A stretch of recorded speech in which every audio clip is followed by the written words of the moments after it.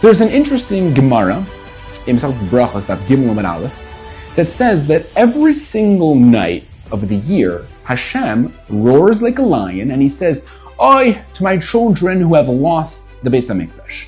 Hashem is, so to speak, bemoaning the fact that we are still in Galus and haven't rebuilt the Beis HaMikdash. And while we do this once a year on Tisha B'Av, Hashem does this every single night of the year. But here's the part that I thought was a little bit strange. Why does the Gemara say that Hashem roars like a lion about the Beis HaMikdash? Shouldn't it say that Hashem sits and cries about the Beis HaMikdash? It should say Hashem is sad. What does it mean Hashem roars like a lion? Perhaps the answer is that Hashem is giving us the antidote to Gullus, and that is to roar like a lion. We don't limp our way through Gullus. We don't walk through time like pathetic refugees running out of Gaza.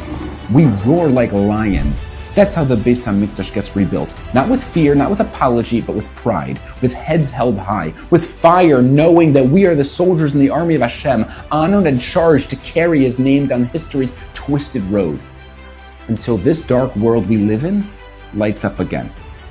There's an old legend that Theodor Herzl once stood face to face with Kaiser Wilhelm II, and Herzl looked at the most powerful man in Europe, and he said, "Mark my word, there will one day be a Jewish state in the Holy Land."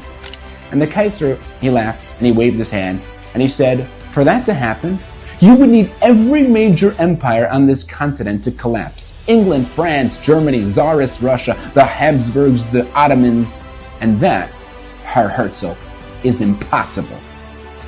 Well, history has a funny way of answering arrogance. 50 years later, every one of those empires was gone and shattered and broken and stripped of power. And on the ashes of their certainty, a Jewish state rose. Why? Because Jews don't wait for miracles. We become the people who deserve them. Because when you carry Jewish pride, when you roll up your sleeves and fight for your destiny, history bends and empires fall, and suddenly the impossible seems very much possible.